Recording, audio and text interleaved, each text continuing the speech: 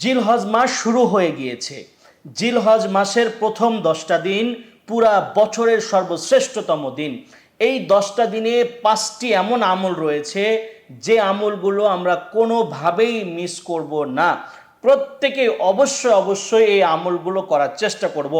1 number, এই দিনগুলোতে বিশেষ করে আমরা আল্লাহ তাআলার জন্য বেশি বেশি জিকির আজগার করব এবং বেশি থেকে বেশি নেক আমল করার চেষ্টা করব। জিকির যেমন পরিমাণে বাড়িয়ে দিব, নেক আমল অন্য সময় যেমন করতাম এই সময় আরো পরিমাণে একটু বেশি বাড়িয়ে দিব। 2 নম্বর যে আমলটি আমরা করব সেটি হচ্ছে বেশি বেশি চেষ্টা করব গুনাহ থেকে বাঁচার জন্য। অন্য সময় যেভাবে নিজেকে গুনাহ থেকে বাঁচানোর চেষ্টা করেছি ঠিক তদ্রূপভাবে এই সময় তো বাঁচানোর চেষ্টা করবই, বিশেষ করে এই সময়ে পরিমাণে একটু বেশি চেষ্টা করব গুনাহ থেকে বাঁচার জন্য। কারণ এই সময়টা যেমন ফজিলতের, এই সময়টা যেমন দামি সময়, অন্যায় করলে সেটা পানিশমেন্টটা কঠিন হওয়ার সম্ভাবনা রয়েছে। সুতরাং বেশি থেকে বেশি আমরা গুনাহ থেকে বাঁচার চেষ্টা করব।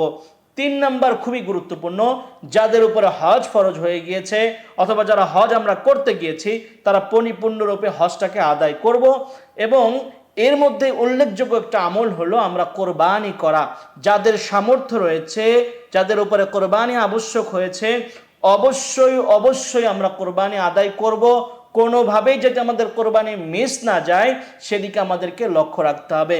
কারণ 10 তারিখের যে আমল সর্বশ্রেষ্ঠ আমল, ওই দিনের সর্বশ্রেষ্ঠ আমল হলো ইহরাকুদ্দাম, অর্থাৎ আল্লাহ তাআলাকে সন্তুষ্ট করার জন্য পশু কোরবানি করা। অবশ্যই অবশ্যই আমাদের যাদের উপর কোরবানি আবশ্যক হয়েছে 10 তারিখে কোরবানি অবশ্যই আদায় করব। যাদের উপর কোরবানি আবশ্যক হয় নাই তারাও চেষ্টা করব কোরবানি দেওয়ার জন্য, কারণ কোরবানির অনেক অনেক বেশি পরিমাণে ফজিলত রয়েছে এবং এর মধ্যে আল্লাহ তাআলার সন্তুষ্টি রয়েছে। 4 নাম্বার, বেশি থেকে বেশি পরিমাণে তাকবীর বলা, তাকবীরের তাশরিক পাঠ করা, আল্লাহু আকবার আল্লাহু আকবার লা ইলাহা ইল্লাল্লাহু আল্লাহু আকবার ওয়ালিল্লাহিল হামদ, এটা বেশি পরিমাণে পড়তে থাকা।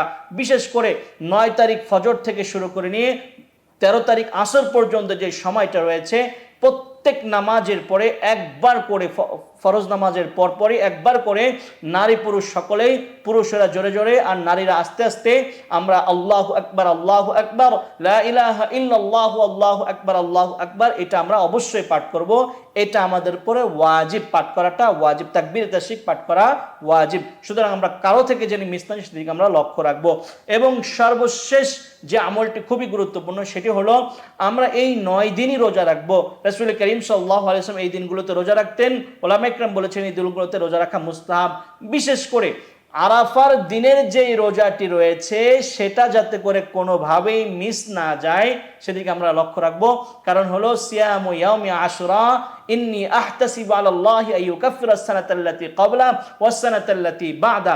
রাসূল করিম সাল্লাল্লাহু আলাইহি ওয়াসাল্লাম বলছেন আরাফার দিনের রোজা, কোনো ব্যক্তি যদি আরাফার দিনে রোজা রাখে আমি আশা রাখি আল্লাহ পাক রব্বুল আলামিন তার 2 বছরের গুনাহ খাতা মাফ করবেন। 1 বছর তার পূর্বের জীবনের আর 1 বছর অগ্রিম 1 বছরের গুনাহ খাতা, মোট 2 বছরের গুনাহ খাতা আল্লাহ তাআলা মাফ করে দিবেন। সুতরাং এই আমলটাও যাতে করে মিস না যায় সেদিকে আমাদেরকে লক্ষ্য রাখতে হবে। এই যে 5টা আমলের কথা বললাম অবশ্যই অবশ্যই আমরা পালন করব। আল্লাহ তাআলা আমাদের সবাইকে তৌফিক দান করুন, আমিন।